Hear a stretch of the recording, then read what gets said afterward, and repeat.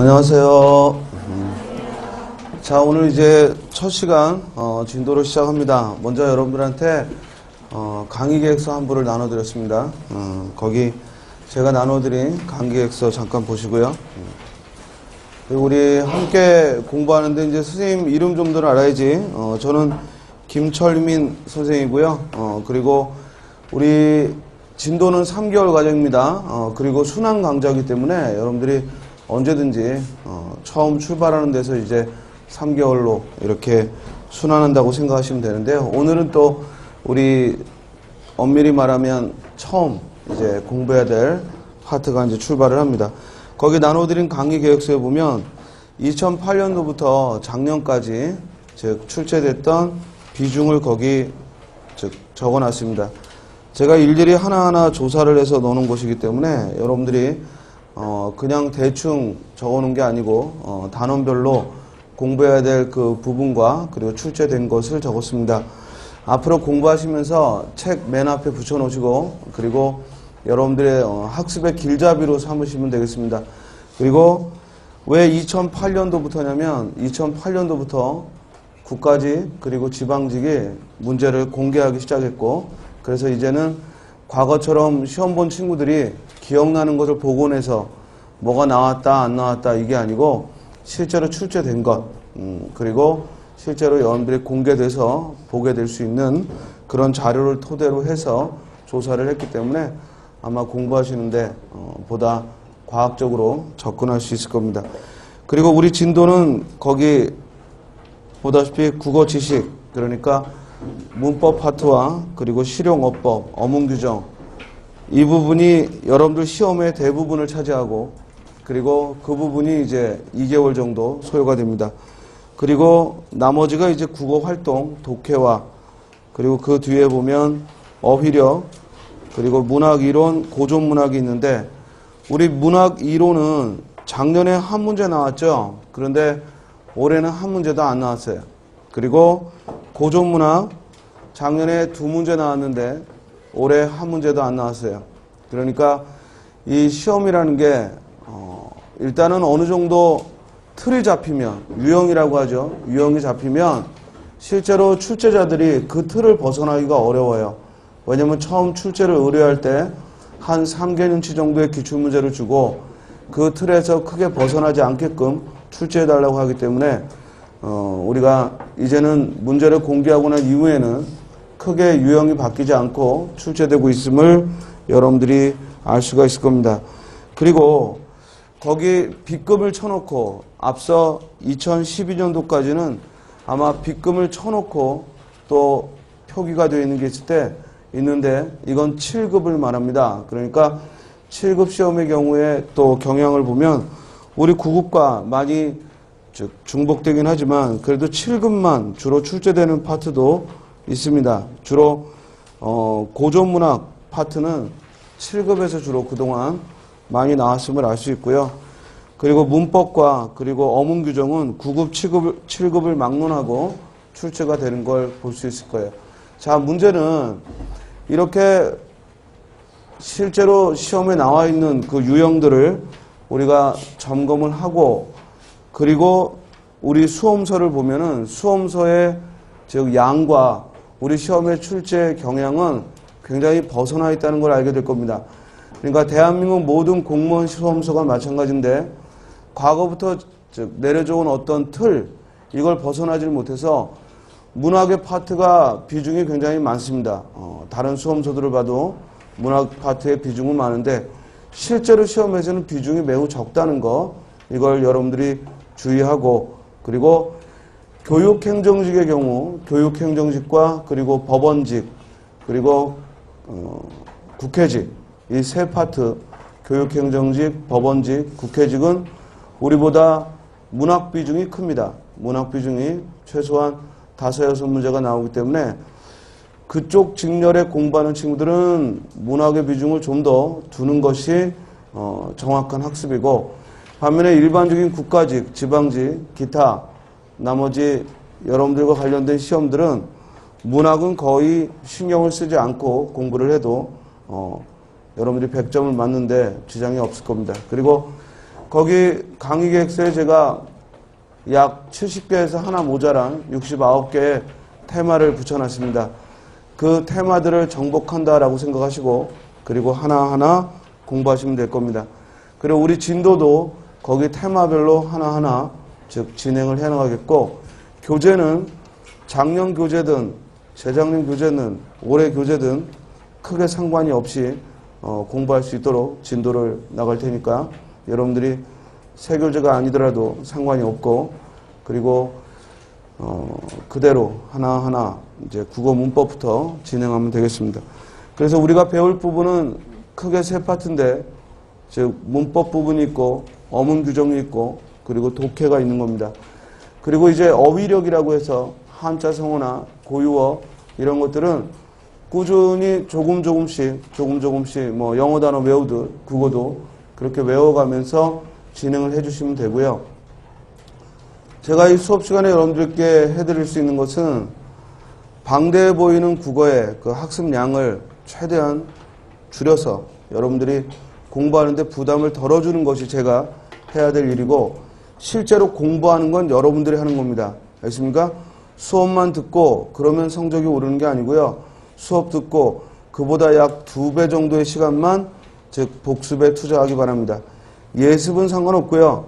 일단 수업 시간 3시간 배웠다, 수업 시간 3시간 동영상을 들었다 그러면은 멈추고, 또 여러분들이 즉 학원에서 나간 후에 다시 그보다 딱 2배 6시간 정도만 그거를 다시 복습하는 데 투자하시면 충분히 100점을 맞을 수 있을 겁니다. 그렇지 않고 수업만 열심히 듣고 수업만 반복해서 듣고 그러면서 즉 어떤 학습의 효과를 보겠다 하면 그건 안 됩니다. 알겠습니까? 아예 안 되는 방법을 하고 있는 것이고요. 우리 학습이라는 글자 속에 이미 제가 수업 시간에 항상 강조하는 건데, 학습이라는 글자 속에 공부하는 방법은 들어있습니다. 배울 학자에서 먼저 배워야죠. 그리고 습은 익힐 습자죠. 그 익힐 습자는 새가 날개짓을 하듯 스스로 하는 겁니다. 그러니까 배울 때에는 선생으로부터 즉 받아들이고, 그리고는 연습을 하셔야 됩니다. 따라서 여러분들이 그렇게 복습 위주로 3시간 배우면 6시간 정도 투자해서 복습하신다면 여기 앉아있는 친구들 모두 합격할 수 있다는 걸 확신합니다. 다른 과목도 마찬가지입니다. 배운 시간의 약 2배 내지 3배는 복습을 하셔야 됩니다. 그러면 짧은 시간 안에서도 여러분들이 우리 시험에 나올 만한 것들은 충분히 학습할 수 있을 거예요. 그리고 국어를 공부하려고 하지 마시고요. 공무원 시험에 국어를 공부하는 거예요. 그러니까 국어 실력을 키운다는 건 3개월에 안 되고 3년에 안 됩니다. 30년이 흘러도 안 됩니다. 알겠습니까? 그러나 시험을 보는 데 있어서의 국어는 3개월에도 되고 6개월에도 되고 1년만 해도 되는 겁니다. 그러니까 항상 수험생으로서 수험 공부로서의 국어를 공부한다는 거 잊지 마시고, 그냥 전반적인 국어 실력, 전반적인 영어 실력, 전반적인 한국사 실력을 키운다고 생각하면 안 되고, 시험에 필요한 실력을 키운다 이런 마음으로 공부하시면 충분히 짧은 시간 안에 이룰 수 있으리라고 봅니다. 이해되십니까? 그러니까 수험 공부는요 거기에 맞춰서만 하면 됩니다. 대입 준비할 때 하고 공무원 시험 준비할 때 하고 한국어 능력 시험, 한국사 능력 시험, 영어 토익 토플 준비할 때 하고는 전혀 다른 겁니다. 알겠습니까? 똑같이 열심히 한다고 그렇게 생각하면 안 되고요. 과학적으로 내가 보는 이 시험, 공무원 시험에 걸맞은 그런 공부를 하셔야 되고, 따라서 국어의 경우에도 한국어 능력 시험 꽤 점수 나왔다 하더라도 공무원 시험에 있어서는 별도의 준비가 필요한 것이지, 또 수능에서 언어 영역을 만점 받았다? 그 실력으로 그냥 국어 시험 보겠다? 이건 실패합니다. 각 시험은 그 시험이 요구하는 목표가 있습니다. 그것은 시험별로 다른 것이니까 여러분들도 언어 영역을 잘 보고 그렇게 자라난 수능 세대든 아니면은 수능 시험 본 지 꽤 오래돼서 감각을 잃어버린 친구든 상관없이 원점에서 출발하는 겁니다. 오히려 쓸데없는 편견 갖지 말고 겸손한 마음으로 각 과목을 공부하시면은 틀림없이 즉 여러분들이 원하는 점수를 받을 수 있을 것이고, 반면에 자기가 과거에 잘했던 거 또는 못했던 거 거기에 기억이 매여서 지금 공부하는데 내가 과거에 좀 했으니까 이쯤이야 이렇게 건방을 떨거나, 아니면 내가 과거에 언어 영역은 빵점이었고 책도 읽은 게 없는데 이러면서 괜히 열등의식을 갖는 건 공부에 아무런 도움이 되지 않습니다. 인생이 좋은 건 뭐냐면요, 가끔은 한 번씩 이렇게 새로 출발하는 기회가 있다는 겁니다. 이런 기회가 많으면 살만한 세상이고, 이런 기회가 많지 않으면 좀 후진 세상인데, 대한민국은 좀 후졌죠. 왜냐면 대입이라는 한 번의 관문과 그리고 이렇게 취업시험이라는 한 번의 관문, 이거 말고는 인생에서 즉 새롭게 삶을 살아볼 기회가 별로 없습니다. 그래서 여러분들에게 주어진 마지막 내 삶의 방향을 바꾸는 그런 시기입니다. 그래서 대입 때보다도 더 많은 투자를 해야 되고, 대입 때보다도 더 많은 각오를 임해야 됩니다. 그런데 대입 시험은 3년, 6년 공부하는 사람들이 공무원 시험은 3개월 만에, 6개월 만에 점수 안 나온다고 찡얼댄다는 건, 그건 너무 인생을 우습게 여기는 겁니다. 여러분들의 평생 직장이 될 수 있는 것입니다. 그래서 그만한 투자를 하시고 그만한 대가를 지불하시고 그러고 획득되는 것이라는 거 잊지 마세요. 그리고 살다 보면은 다른 사람들은 참 쉽게 대학 나오고 참 쉽게 직장 구하고 참 쉽게 가정을 꾸리고 참 쉽게 애들 낳고 사는 것 같은데, 막상 내가 하려고 들면 어렵습니다. 인생이 늘 그렇더라고요. 그러니까 공부하면서 남들과 비교하지 마시고 자기 자신의 실력만 키운다고 생각하시고 하셔야 돼요. 안 그러고 주변에 누가 어떻더라, 어떤 애는 언제 만에 합격했더라, 어떤 애는 아무리 몇 년을 해도 안 된다더라, 이런 말들에 흔들리지 말고 각자 자신의 처지에서 자기 자신에게만 묻고 자기 자신에게만 떳떳할 수 있도록 공부하시기 바랍니다. 그리고 여기 있는 선생은 여러분들의 합격을 위해 최선을 다할 거고, 그렇게 해야 나도 내 직업에 의미가 있는 겁니다. 여기 이 자리에 여러분들을 가르치면서 어느덧 내 삶도 이제 20년, 30년 이제 거의 가르치는 일로 20여 년을 저도 살아왔습니다. 그러면 내 직업에 있어 여러분들이 잘 배우고 또 그 과목에 있어, 국어라는 과목에 있어 제대로 길을 잡아가야 저도 제 삶에 의미가 있는 거기 때문에 나는 내 삶을 위해 열심히 할 거고요. 여러분들 삶을 위해 열심히 하는 겁니다. 그리고 그런 시간과 그런 공간으로 이 교실이 채워지면 아마 우리 모두 각자 자기가 원하는 소정의 결과를 얻을 수 있으리라고 생각합니다. 누구를 위해서 공부하는 것도 아니고요. 저 역시 여러분들을 위해서 가르치는 게 아니라 내 직업이고 내 삶이기 때문에 최선을 다할 겁니다. 여러분들도 여러분들의 지금 현재의 처지가 수험생이니까 수험생이라는 목표에 걸맞게 최선을 다하시고 좋은 결과 모두 얻기 바랍니다. 알겠죠? 그럼 바로 진도 들어가고 설명하죠. 자, 제일 먼저 강의 계획서에 첫 단원의 목표를 뭐라고 적어놨어요? 언어의 특성과 기능이라고 그랬습니다. 그러니까 이번 시간에 여러분들이 배울 점은 바로 언어의 특성과 기능을 배우면 이번 시간은 잘 해결한 겁니다. 여러분들 교재 63쪽을 펴시고요. 그 앞에 나와 있는 부분은 현대 문법을 모두 하고, 그리고 여러분들이 즉 자율학습으로 읽어야 되는 부분이지 선생이 설명할 것이 아닙니다. 그래서 63쪽 문법을 펴시고요. 자, 이 시간에 일단 두 가지 목표를 잡아야 되는데, 언어의 특성이라는 것과 또 하나는 뭐라고요? 언어의 기능. 그리고 물으면 대답해야 돼요. 왜냐면 여기 와서 동영상을 듣든 아니면 지금 실강을 듣든 우리가 서로가 주고받아야 돼요. 그리고 여러분들이 자꾸 온몸으로 듣고 말하고 쓰고 이렇게 공부해도 기억에 날까 말까 그래요. 그냥 수동적으로 받아적으로 하지 마시고 자꾸 말을 해보고, 그리고 1대1로 공부하는 겁니다. 다른 사람들 공부하는 거 신경 쓰지 말고요. 스님과 우리 학생 한 명 한 명이 1대1로 공부한다고 생각하시고, 물으면 내게 묻는 거죠. 다른 애들 대답하는 거 신경 쓰지 말고. 그래서 서로가 그렇게 과외 수업 받는다고 생각하시고 공부하시면은, 그러면은 국어 아무것도 아닙니다. 그러니까 짧은 시간 안에 충분히 할 수 있으니까 자신감 가지고 하세요. 자, 언어의 특성이라는 것과 그리고 기능이라는 것을 이번 시간에 학습하면 됩니다. 자, 먼저 언어가 무엇이냐 하고 잡다하게 써 있지만 한마디로 언어는 지금 우리가 쓰고 있는 거죠. 우리가 쓰고 있고 그리고 말하고 있고 하는 것이 언어입니다. 그러면 언어는 뭐 때문에 쓰고 말하느냐? 의사소통을 위해서. 그죠? 그러면 우리가 의사소통을 하기 위해서 이 언어라는 것을 사용하고 있지만 언어 외에도 의사소통을 하는 것은 많이 있죠. 예를 들어 신호등의 색깔도 의사소통의 수단이죠. 빨간불이면 멈추고 녹색이면 가라. 그죠? 또 기타 항해를 할 때 어떤 등불의 깜빡임으로, 그죠? 등불의 깜빡임으로 즉 배의 운항에 있어서 의사소통을 한다거나 또 뭐 전투 중이나 이럴 때 어떤 부호나 기호를 통해서 또 의사소통을 하기도 합니다.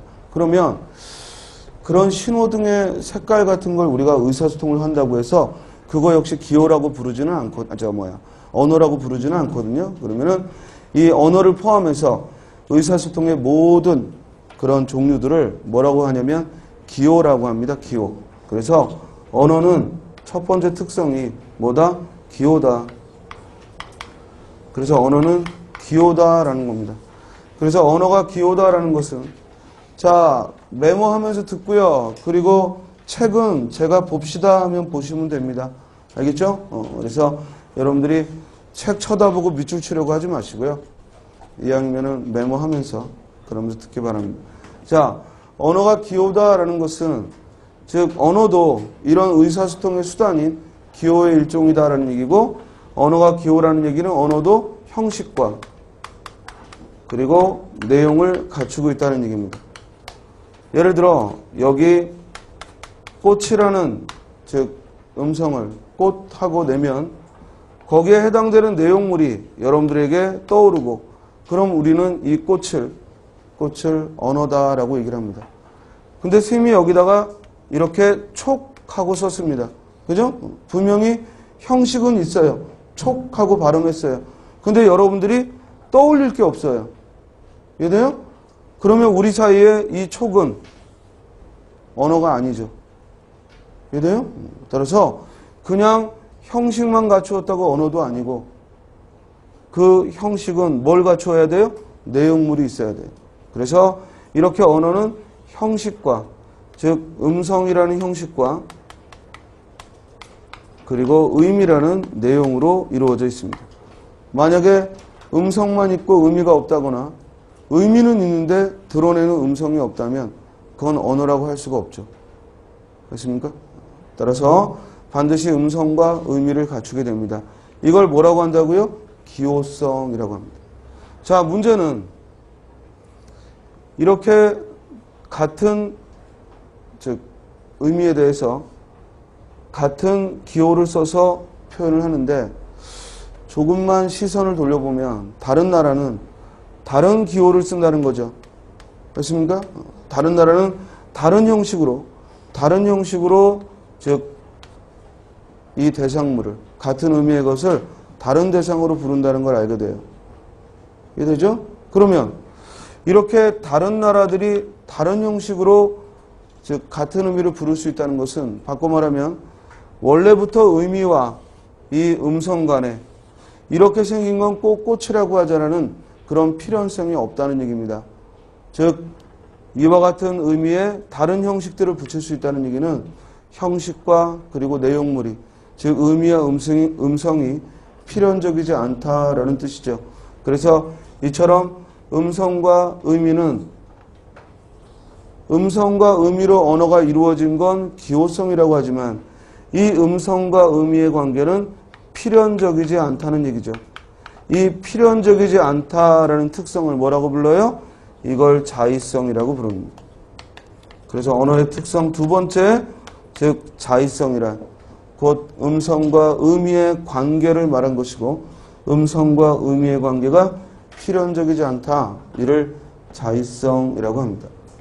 다음 세 번째는 그렇다면 우리가 같은 의미에 서로 다른 음성을 붙이게 되면 의사소통이 힘들어지니까 일부러 같은 언어를 쓰는 사람들끼리는 같은 음성에는 같은 의미를 갖게끔 약속을 하는 거죠. 따라서 우리가 개별적으로 한 명 한 명이 이렇게 생긴 건 꽃이라고 하자라고 약속을 하지는 않았지만 우리가 눈을 뜨고 세상에 태어나서부터 이건 꽃이라고 부르니까 따라하게 되는 거죠. 이해돼요? 이처럼 이 세상의 모든 언어들은 그 언어를 쓰고 있는 사람들, 그걸 우리는 같은 언어를 쓰는 사람들을 언중이라고 해요. 즉 그 같은 언어를 쓰는 그 언중들, 우리말로 친다면 한국어를 쓰는 그 사람들은 그 의미와 음성 간에 필연적 관계가 없지만 의사소통을 위해 일부러 약속을 하는 겁니다. 그래서 우리가 사용하는 언어는 모두 언중의 뭐다? 약속의 결과다. 그래서 그 약속으로 이루어진 것이다. 이를 언어의 특성상 뭐라고 해요? 사회성이라고 하는 겁니다. 이해됩니까? 자, 언어가 사회성을 갖는다는 얘기는 사회에서 언어를 사용한다 이 말이 아니라 언어가 사회성을 갖는다는 얘기는 우리가 사용하는 언어는 모두 언중들의 뭐다? 약속의 결과다.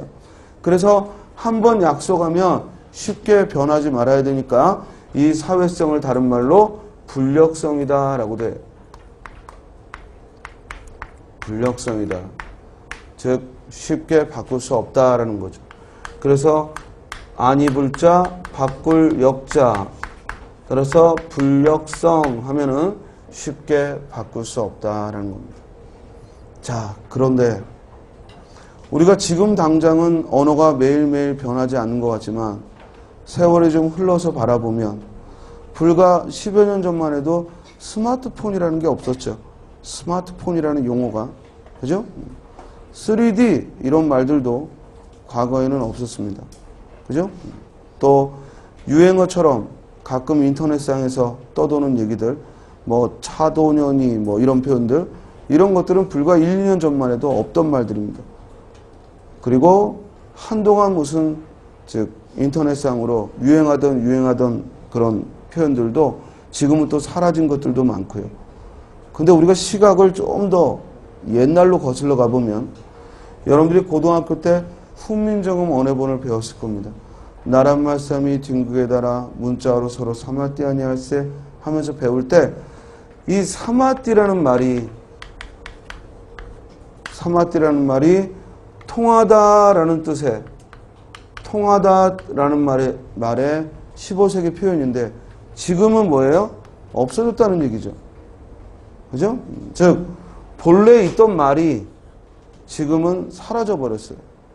또 거기 보면 내 일할 위하여 어여삐 여겨 새로 28자를 맹가노니라는 표현이 나옵니다.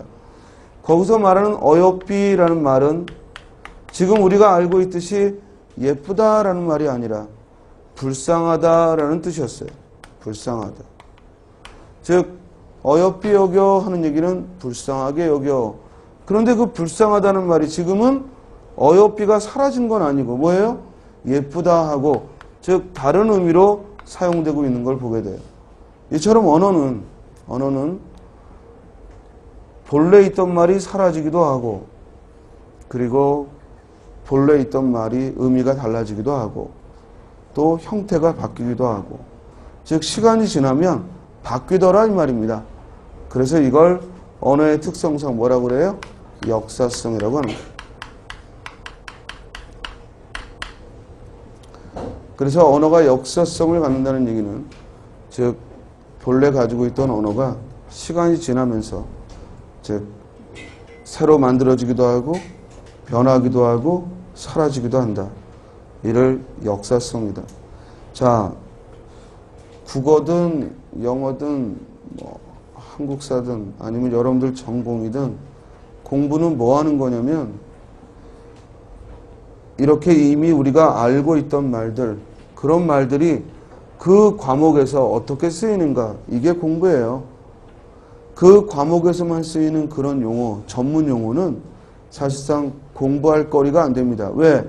그 용어는 여러분들이 전공을 했다면 이미 알고 있는 것이고 그래서 그걸 그대로 쓰면 되는 것인데 중요한 건 평소에 우리가 쓰고 있는 이런 말들이 그 과목에서 어떤 의미로 사용되는지 이걸 아는 게 공부예요.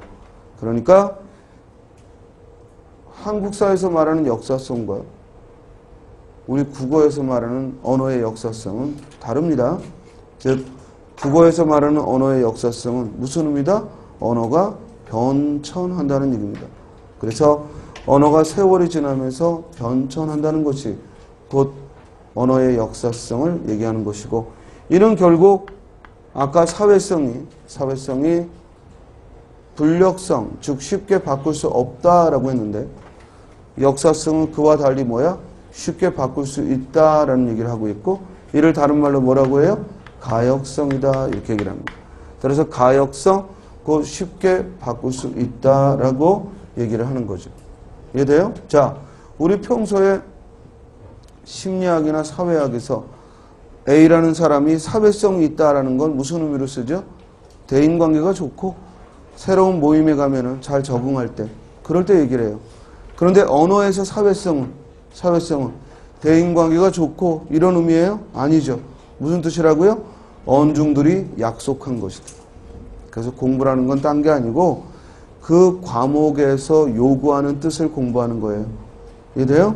그러니까 개념을 알고 있는 낱말들이 나왔다고 해서 슬쩍 넘기면 실력이 오를 수 없고, 반드시 그 낱말이 이 과목에서 어떤 의미를 갖는가, 그죠? 이걸 자꾸만 기억을 해야 되고 그걸 자연스럽게 사용할 수 있도록 하셔야 돼요. 자, 그래서 지금 말한 기호성, 언어는 음성과 의미로 이루어진 기호다. 자의성, 음성과 의미는 필연적이지 않다. 사회성, 그래서 언중들은 약속을 했다. 역사성, 그런데 그 언어는 세월이 지나면 변천하더라. 이를 언어의 가장 기본적인 4가지 특성이라고 얘기를 하는 겁니다. 자, 이 다음에 언어가 갖는 2차적인 특성은 즉 분절성이 있고요. 그리고 개방성이 있고요.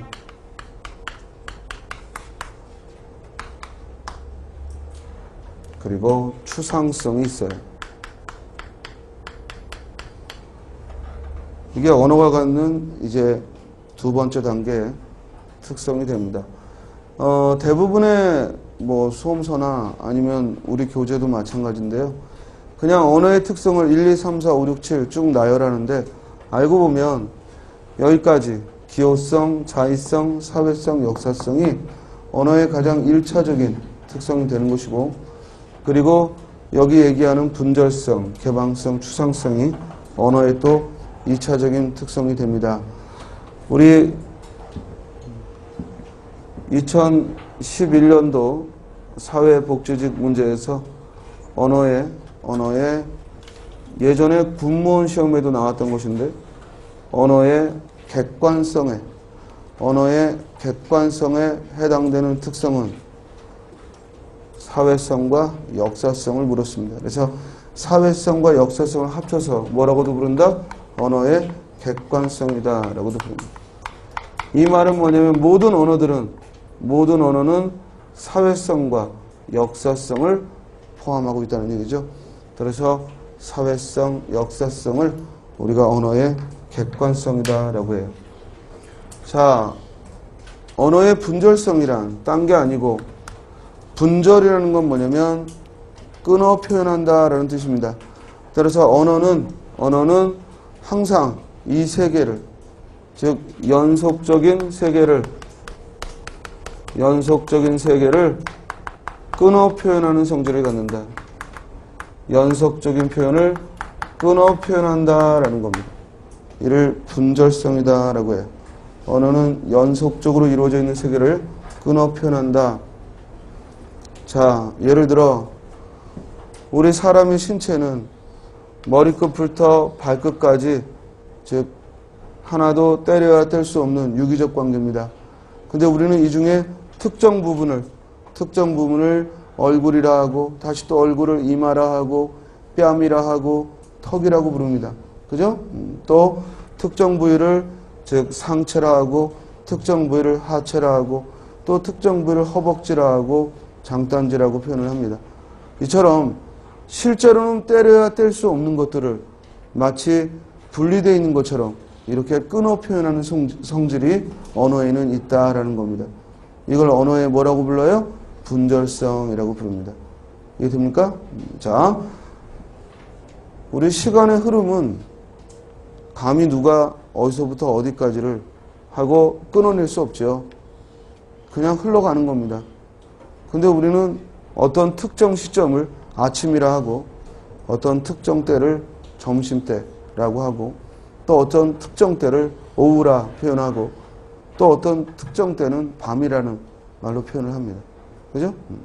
그래서 날짜도 그렇죠.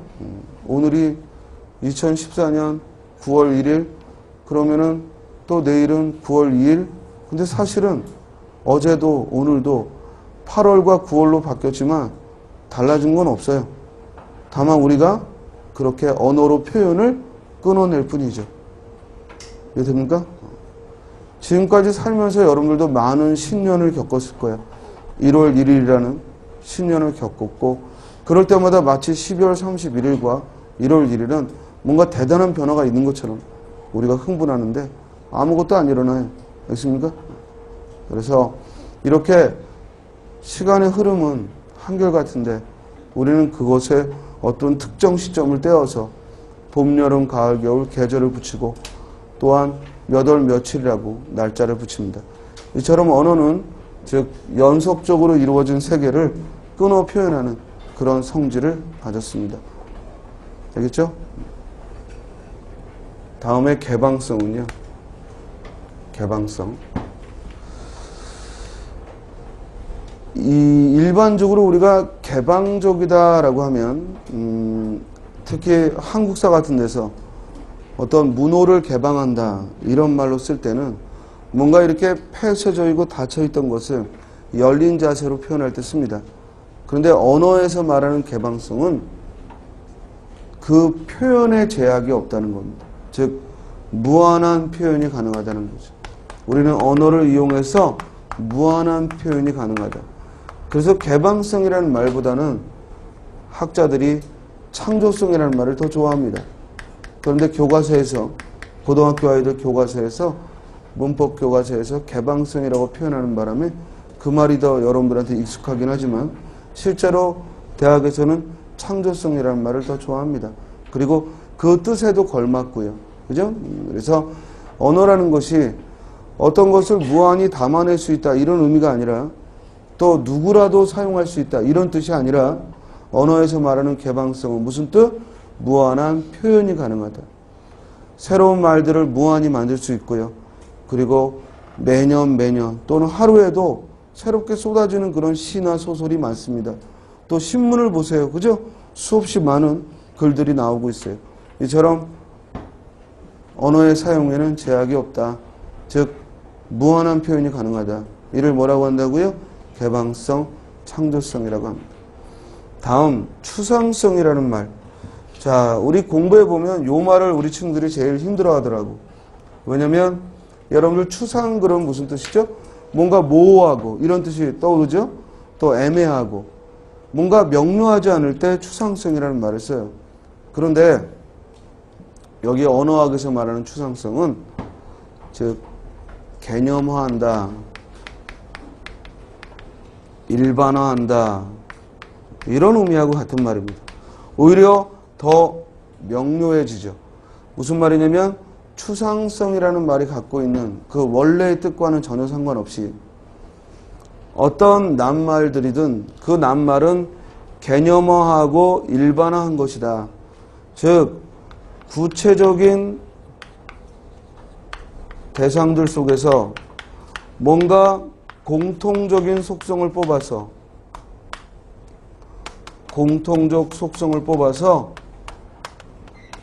추상화의 과정을 거친 것이 우리가 사용하는 언어다라는 겁니다. 실제로 예를 들어 꽃이라고 하면 이 꽃에 해당되는 그 사물은 무수히 많죠. 장미, 백합, 튤립, 개나리, 그죠? 무수히 많습니다. 실제로 뭐야? 꽃에 해당되는 건 없어요. 이해되나요? 실제로 우리가 보는 건 장미고 백합이고 튤립이지 꽃이 없어요.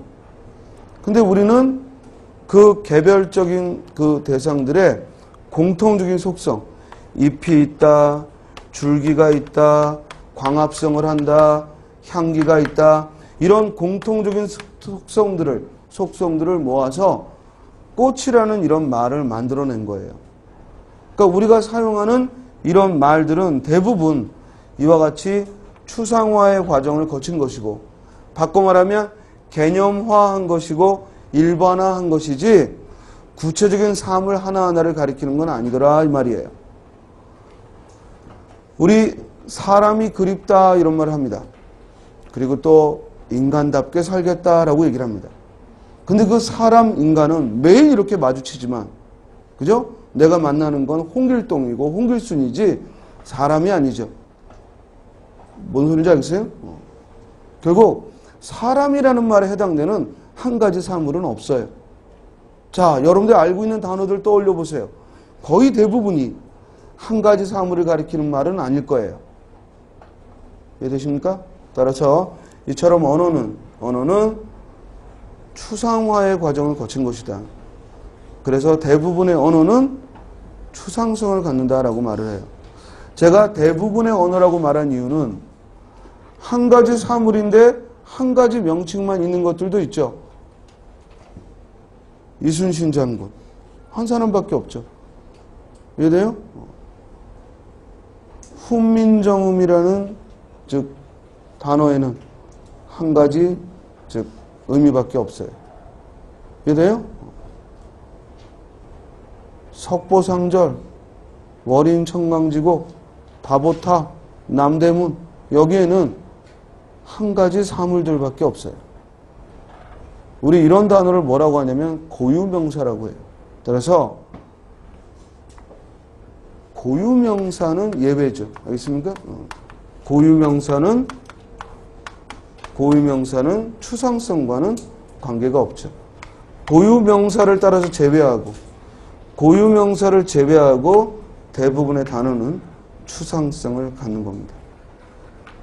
자, 다음 끝으로 언어는 체계적으로 이루어져 있습니다. 그래서 이를 언어의 체계성이다라고 해요. 언어는 체계적으로 이루어져 있다.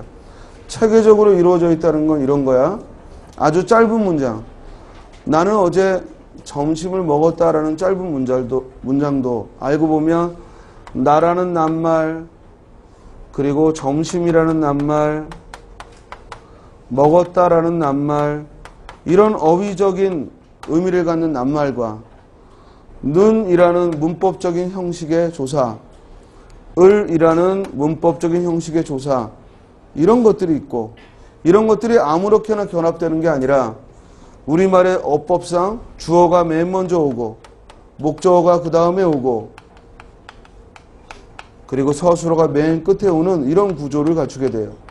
즉 우리는 무수히 많은 어휘들 속에서 이런 낱말들을 선택하고 또 무수히 많은 문법적인 즉 형태소들 중에서 이와 같은 것들을 규칙에 맞게 선택을 하죠. 앞에가 모음이니까 는을 취했지만 앞에가 받침이 있으면 은을 취했을 거고 앞에 받침이 있으니까 을을 취했고 받침이 없다면 르를 취했겠죠. 이런 문법적인 규칙에 따라서 우리는 선택을 하는 겁니다. 그리고 그 선택에는 보다시피 두 가지가 있는 거예요. 즉 나 점심 먹었다 등과 같이 뜻을 가지고 있는 부분, 이 부분을 어휘 선택이라 하고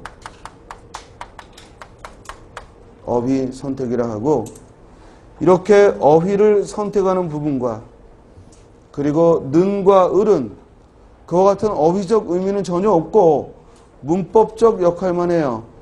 이를 문법적 선택이라 해요. 문법 선택이죠. 그래서 언어가 체계를 갖는다는 얘기는 이와 같은 선택, 어휘 선택과 문법 선택을 해서 즉 낱말과 낱말을 고른 다음에 이것들을 일정한 룰에 따라 즉 어법 또는 문법이라고 표현하는 그와 같은 규칙에 따라 문장을 통합하여 만들게 돼요. 그래서 우리가 체계성을 갖고 있다는 얘기는, 언어가 체계적이다라는 얘기는 이와 같이 하위 요소들의 선택을 통해서 상위 구조를 즉 통합하여 만든다는 얘기입니다. 그래서 언어의 체계성이란 하위 요소들이 모여 상위 구조를 만들어가는 것이다. 이를 언어의 체계성이라고 하고, 거기에는 어휘 선택과 문법 선택 두 가지 선택이 있고, 이것들은 어법에 따라 주어, 목적어, 서술을 하는 형식으로 통합을 이루게 돼요. 자, 이처럼 언어가 구조화되어 있다. 선택과 통합의 과정이다. 이런 설명이 나오면 이는 언어에 뭘 말한다? 체계성을 말한다. 자, 지금 여러분들은 언어의 특성 8가지를 배웠습니다. 여러분들 교재 63쪽 짚고 가기의 첫 번째 문제를 봅니다. 언어는 다음 가로 속에 알맞은 말은 했습니다. 언어는 기본적으로 인간 상호 간의 의사소통을 위한 기호의 책이다. 밑줄 치고 언어의 개념, 언어의 정의를 내렸죠. 언어라는 것은 인간 상호 간의 의사소통을 위한 기호다라는 겁니다. 이를 언어의 특성상 뭐라고 합니까? 기호성이라고 했습니다. 따라서 이 글은 언어의 기호성을 설명하고 있는 거예요.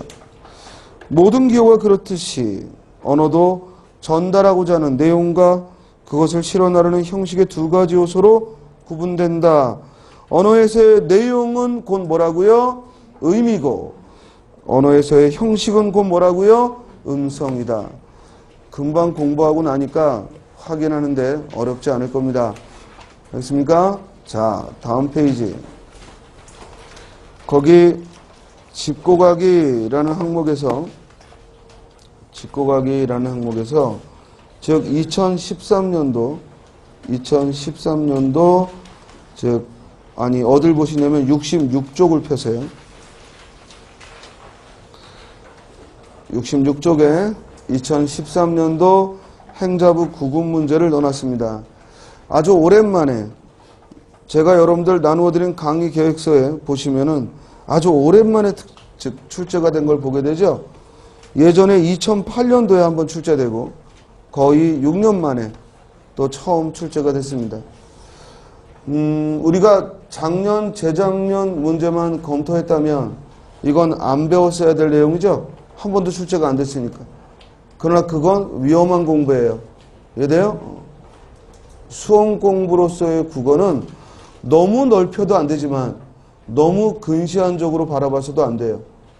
이해돼요? 오히려 작년, 재작년에 출제된 부분보다는 그보다 한 해, 한두 해 전에 출제된 부분이 다시 나올 확률이 더 높습니다. 그래서 제가 지금 여러분들한테 정해준 바로 그 69개의 주제는 반드시 한 번은 등장하는 그런 시험의 범위라고 생각하시면 돼요. 그것도 지금 많이 줄여준 겁니다. 알겠습니까? 즉 여러분들이 수험서 1000페이지를 정복한다 생각하지 마시고 시험 문제 20개를 정복하는 건데 그 20개를 정복하기 위해 이론적으로 알아야 될 게 그렇게 한 70여 개다라고 생각하시고 그러고 공부하면은 조금 부담이 덜할 거예요. 그래서 직접 눈으로 과학적으로 보자 이거야. 막연하게 나온다 안 나온다 그런 헛소리는 집어치우고 실제적으로 과학적으로 공부를 해야 되고, 그리고 이렇게 오랜만에 등장하는 것들이 있기 때문에 우리가 반드시 해야 될 건 하고, 또한 아무리 기다려도 안 나오는 거, 그리고 별반 큰 나오긴 나와도 어렵지 않게 즉 시험에 나오고 있는 것들은 오히려 뭐야? 살짝 가볍게만 공부하고 점검하면 된다는 겁니다. 알겠죠? 자, 그래서 작년도 2013년도 행자부 9급을 보면 다음에서 알 수 있는 언어기호의 특성으로 적절한 거, 여기 언어기호라는 표현을 썼는데 이런 것들은 그냥 속임수야. 굳이 언어라고 말을 하든 언어기호라고 말을 하든 똑같은 말이죠. 결국 바꿔 말하면 이 글에서 알 수 있는 언어의 특성은 이 말이에요. 언어는 문장, 단어, 형태소, 의문으로 쪼개어 나눌 수 있다. 특히 한정된 의문을 결합하면서 수많은 형태소, 단어를 만들고 무한한 문장을 만들 수 있다. 무한하다는 말이 나오니까 뭐가 떠올라? 무한하다는 말이 나오니까 뭐가 떠올라? 개방성이 떠오르고, 또한 언어는 문장, 단어, 형태소, 의문으로 쪼개어 나눌 수 있다. 그러니까 뭐가 떠올라? 체계성이 떠오르죠. 이해돼? 그런데 선택제, 체계성도 답에 없고 개방성도 답에 없어. 이해돼? 그러면 두 번째 단락 제시된 걸 봐야지. 언어는 외부 세계를 반영할 때 있는 그대로 반영하지 않고 밑줄 쳐 연속적으로 이루어지는 세계를 불연속적인 것으로 끊어 표현한다. 배웠죠? 뭘 얘기하고 있어요? 분절성. 답에 있네. 정답 몇 번? 3번. 결국 이 문제에서 첫 번째 예문은 속임수야. 알겠습니까? 즉 첫 번째 예문에서 특성을 생각했는데 답에 없으면 당황하지 말고, 알겠습니까? 빨리 시간 끌지 말고 두 번째 단락으로 가면 되지. 알겠죠? 그리고 두 번째 단락에서 드러나고 있는 것, 이를 답으로 찾으면 돼요.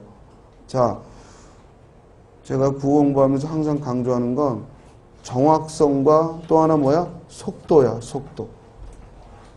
정확한 지식만으로는 합격할 수 없어. 뭐가 있어야 돼? 속도가 있어야 돼.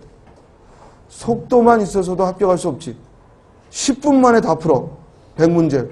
맞는 게 없어, 근데. 그럼 뭐야? 소용없는 거지. 또 100문제 만점을 받았어. 그런데 뭐야? 5시간 걸렸대. 소용없는 거예요. 알겠어요? 가만히 돌아보면요, 우리 시험뿐만 아니라 모든 삶의 룰은 두 가지를 요구합니다. 실력과 속도. 알겠습니까? 그게 자격증이 됐든 아니면 시험이 됐든 아니면 어떤 경쟁이 됐든 모든 건 뭐야? 제한된 시간 내에 누가 더 잘하느냐야. 이해되죠? 근데 여러분들이 잘하려고만 하지 속도를 신경 안 쓰면 열심히 하는데도 결과가 안 좋아요. 마찬가지. 빨리빨리 서두르긴 하는데 제대로 된 실력이 안 갖춰지면은 결국 좋은 결과를 얻기는 어렵죠. 정확성과 속도라는 두 가지는 반드시 우리가 합격하려면 갖춰야 될 요소입니다. 알겠죠? 자, 따라서 1번 문제, 즉 간단하게 기출문제를 통해서 방금 배웠던 게 어떤 식으로 출제되는지를 살펴봤습니다. 여러분들이 집에 가서 복습할 때는요, 오늘 배운 내용 이론적으로 한번 점검하고, 그리고 우리 교재 3권이 문제집으로 되어 있으니까 그 3권에 있는 문제를 차례대로 풀어가시면 됩니다. 진도에 구애받지 말고 문제는 정해진 분량, 예를 들어 한 20문제 정도를 20분에 풀고, 그리고 그걸 검토하는데 처음에는 한두 시간이 소요될 겁니다. 이해돼요? 그러니까 항상 문제를 풀 때는 내가 실력이 있든 없든 정해진 시간 내에 푸는 연습을 하시고, 그리고 그걸 답을 맞히고 내용을 살피고 복습하는데 더 많은 시간을 들여야 됩니다. 그래야 문제를 풀었다고 할 수 있는 거예요. 알겠죠? 자, 이제 두 번째 해야 될 건 특성을 지금 봤으니까 다음 뭘 봐야 돼요? 기능을 봐야죠. 기능. 그죠? 자, 우리가 언어의 기능은 방금 얘기한 기호성, 자의성, 사회성, 역사성, 분절성, 개방성, 추상성, 체계성은 그냥 언어가 갖고 있는 특성을 살핀 거라면, 지금 이제 살펴야 될 언어의 기능은 실제로 언어를 사용했을 때 그것이 갖고 있는 기능, 역할을 보는 거예요. 자, 우리가 어떤 언어가, 우리 한국어가 우리 사이에서 주고받아지려면 뭐가 있어야 되냐면 반드시 장면이라는 게 발생을 해야 돼요. 이 장면이라는 게 뭐냐면 언어를 주고받는 상황이에요. 그러면 언어가 주고받아지는 이 장면에는 네 가지 요소가 등장해요. 화자, 말하는 이가 있겠죠. 그죠? 설령 혼잣말을 해도 화자가 자신이고 청자가 자신인 거지 결국 화자라는 존재는 필요한 거죠. 그 다음 듣는 이가 있죠. 그걸 뭐라고 할까? 청자. 청자가 있고 그리고 그 둘 사이에 어떤 관계가 있겠죠. 그죠? 예를 들어 여러분들이 선생님한테 질문을 한다면 선생과 학생이라는 관계가 있겠고 여러분들이 길을 가다가 대방역이 어디예요? 라고 길 가는 사람에게 물었다면 길을 묻는 이와 그 길을 알려주는 이라는 관계가 존재하게 되는 거예요. 이해돼요? 지하철 타러 막 환승하러 가면서 옆에 사람이 스치니까 그냥 반가워요 이래요 우리가? 안 그러죠. 우리가 막 학원 가려고 대방역 빠져나오는데 전혀 낯선 사람이 또 오셨군요 하면은 여러분들은 어때요? 무섭죠? 왜? 아무 관계가 아닌데 말을 거니까. 이해돼? 말을 주고받으려면 뭐가 설정돼 있어야 돼? 관계가 있어야 돼. 관계가 없으면 무서워요. 관계가 없는데 말을 걸면 무서운 겁니다. 이해됩니까? 그러나 관계가 있을 때 사람은 말을 주고받게 돼요. 그죠? 다음 이 둘 사이에 전하는 말이 있겠죠. 실제적인 말, 전언, 실제적인 말이 있게 돼요. 이 네 가지 요소가 갖추어졌을 때 이걸 뭐라고 부른다고요? 장면이라고 불러요. 즉 언어는 이와 같은 장면 속에서 전해지는 거예요. 그러면 상식적으로 먼저 접근하자고. 언어의 1차적인 기능은 뭐겠어? 언어의 1차적인 기능은 언어의 정의에 나오지? 언어란 아까 정의문 문제에서 봤듯이 언어란 뭐라고? 인간 상호 간의 의사소통을 하기 위한 기호야. 따라서 언어의 가장 1차적인 기능은 의사소통이죠.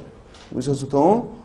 즉 화자가 말하는 이가 청자에게 뭔가 지가 말하고 싶은 바, 생각하는 바를 전하고자 하는 거예요. 즉 화자가 생각하는 바를 표현하는 거라고. 그 화자가 생각하는 바를 요새 유행하는 말로는 정보라고 말하는 거고. 정보. 즉 화자가 알고 있는 정보를 전하고자 하는 거예요. 이해돼? 화자가 알고 있는 정보를 표현하고자 하는 거예요.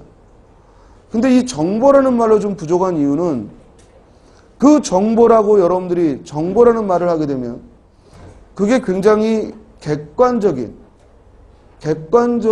그런 우리에게 어떤 설명할 수 있는 요소를 생각하기 쉬운데 예를 들어 어떤 지식이나 또는 뭐 음악회가 언제 열린다거나 이런 걸 정보라고 생각하기 쉬운데 사실은 여러분들이 가까운 친구에게 나 오늘 기분이 우울해 라고 표현하는 이 정서적인 표현도 언어학에서는 정보라고 하는 거예요. 이해돼요? 따라서 우리 말하는 이가 갖게 되는 어떤 정서, 사실, 개념 이런 모든 걸 통틀어서 정보라고 하고 즉 언어의 1차적인 기능은 화자가 그 정보를 청자에게 드러내는 거예요. 그래서 이를 뭐라고 불러요? 표현적 기능이라고 해요. 그래서 이 표현적 기능을 다른 말로 뭐라고 해요? 정보적 기능이라고 하는 거예요. 그래서 우리가 드러내는 언어에는 반드시 뭐가 담겨 있다? 화자의 표현하는 바, 곧 뭐가 담겼다? 정보가 담겼다는 거예요. 그리고 그 정보가 담겨 있는 그 언어를 화자는 청자에게 드러내는 거야.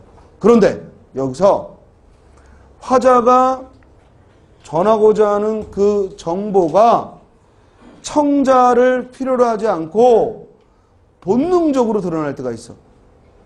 무슨 말이냐면 놀라거나 아니면 감탄하거나 이럴 때 옆에 청자가 없어도 본능적으로 드러날 때가 있다고. 길을 가는데 갑자기 쥐가 휙 지나가면 자기도 모르게 아이고 깜짝이야 이런 말을 할 수가 있죠. 그죠? 또 집에 가는데 갑자기 비가 쏟아져서 그러면 처음에는 빗방울이 한두 방울 치다가 그런가 보다라고 걷고 있는데 갑자기 막 물통을 쏟아붓듯이 폭우가 갑자기 쏟아지면 이런 하고 뭐 좀 심하리든 뭐 먼발 하면서 막 뛰어다닌단 말이에요. 그죠? 즉 그때는 누가 듣는 거하고 관계없이 화자가 본능적으로 드러나게 됩니다. 이렇게 화자가 본능적으로 드러내는 걸 뭐라고 불러요? 표출적 기능이라고 하는 겁니다. 화자가 본능적으로 드러내는 걸 뭐라고 한다? 표출적 기능이라고 한다. 그래서 언어는 표출적 기능과 그리고 표현적 기능 두 가지가 있는데, 표현적 기능은 곧 언어는 화자의 정보를 청자에게 전달하고 싶어 하는 것이고, 표출적 기능은 본능적이기 때문에 청자가 상관이 없죠. 청자가 있든 없든, 그지? 청자가 있든 없든 본능적이기 때문에 표출적 기능은 청자하고는 무관한 거예요. 그래서 언어의 기능하면 여러분들은 제일 먼저 뭐와 뭐로 구별을 해야 돼? 표현적 기능인지 표출적 기능인지를 먼저 구별해야 돼. 자, 그 다음. 그런데 화자가 이 드러내는 표현 안에서, 이제 청자에게 드러내는 표현 안에서 그 내용이 거의 두 사람 사이의 인간관계를 돈독히 하기 위해, 예를 들어 아침에 수업을 했을 때 왔니? 잘 잤니? 어제 별일 없었어? 이런 말들을 주고받게 돼요. 이렇게 서로 간에 전하는 내용이 중요한 게 아니라 말을 걸었다는 사실. 맞습니까? 말을 걸었다는 사실, 거기에 초점을 두면 그걸 친교적 기능이라고 해요. 친교적 기능. 그래서 친교적 기능을 다른 말로 사교적 기능이라고도 하는 겁니다. 즉 우리는 언어를 통해 친교적 기능을 드러내게 돼요. 주로 인사말을 주고받을 때 친교적 기능을 주고받게 되는 겁니다. 됐죠? 자, 다음 전하는 말. 그 전하는 말. 일단 내용물을 어떻게 전할 건가?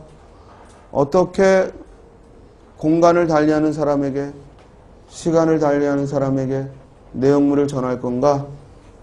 이 전원, 여기에 초점을 두면 이걸 우리가 지식 및 정보의 보존 기능이다. 지식 및 정보의 보존 기능이다 라고 이야기를 하게 됩니다. 즉 전하는 말, 지식 및 정보의 보존 기능이다. 그래서 그 전하는 말에 초점을 둬서 시간과 공간을 달리해서 전하고자 하는 정보를 넘겨뒀을 때 지식 및 정보의 보존 기능이다 라고 이야기를 하게 돼요. 주의할 건, 이때 지식 및 정보의 보존 기능은 반드시 저장 매체에 담는 거예요. 저장 매체. 예를 들어 너 이 말 좀 전해줘 하고 말로 상대에게 말하는 건 지식 및 정보의 보존 기능이 아니고 저장 매체에 담겨야죠. 책에 담거나 파일에 담거나 mp3에 담거나 뭐 동영상에 담거나 이렇게 저장 매체에 담길 때 이를 지식 및 정보의 보존 기능이라고 하는 겁니다. 자, 이제 끝으로 청자에게, 화자가 청자에게 말한 건데, 화자가 청자에게 말한 거니까 표현적 기능이죠. 근데 그 안에서 하필이면 그게 청자에게 뭘 하라, 하지 마라 이런 명령과 금지의 즉 기능을 담당할 때가 있어요. 이렇게 명령과 금지의 기능을 담당할 때 이걸 감화적 기능이라고 하는 겁니다. 명령과 금지의 기능을 담당할 때 이를 뭐라고 한다? 감화적 기능. 또는 다른 말로 지령적 기능, 명령적 기능이라고 하는 거예요. 자, 여기까지 언어의 기능 5가지를 지금 공부했습니다. 먼저 첫 번째 언어는 청자에게 가장 기본적인 것이 청자에게 화자가 생각하는 바를 드러내는 거다. 정보를 담아 드러내는 거다. 이걸 뭐라고 한다고? 표현적 기능. 반면에 그 드러내는 바가 청자하고는 무관하게 본능적으로 놀람이나 감탄 이를 드러내면 뭐라고 한다? 표출적 기능.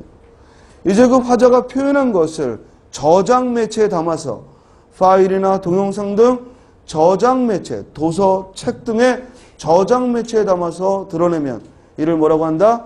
지식 및 정보의 보존 기능. 다음, 화자가 청자에게 인간관계를 돈독히 하기 위해 인사말을 주고받을 때, 날씨 얘기를 주고받을 때, 안부를 주고받을 때 이를 뭐라고 한다? 친교적 기능 또는 사교적 기능이라고 하는 겁니다. 그리고 청자에게 담배 피우지 마. 이곳은 금연 장소야. 빨리 일어나. 지각하겠다. 이런 것들은 청자의 어떤 행동을 요구하는 거야. 이를 뭐라고 한다고요? 감화적 기능 또는 지령적 기능, 명령적 기능이라고 하는 거야. 자, 끝으로 이 5가지 이외에 언어의 기능 옵션 2가지, 관어적 기능과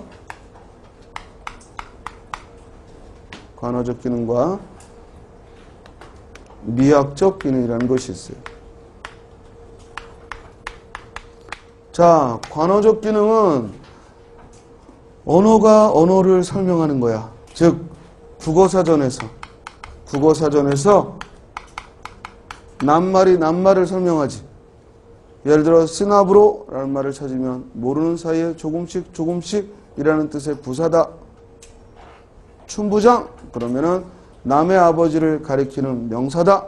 이렇게 낱말이 낱말을 설명하고 있으면 이를 관어적 기능이다 라고 해요. 아까 언어는 인간 상호 간의 의사소통을 하기 위한 기호다. 이렇게 정의를 내렸는데 이게 우리 수험서에 들어있을 때에는 뭐야? 지식 및 정보의 보존 기능이야. 이해돼? 그런데 이게 국어사전에서 사용된 설명이라면 무슨 기능? 관어적 기능이다. 그래서 국어사전에서 낱말 뜻으로 풀이할 때 사용되는 걸 뭐라고 한다? 관어적 기능이다 라고 하는 거야.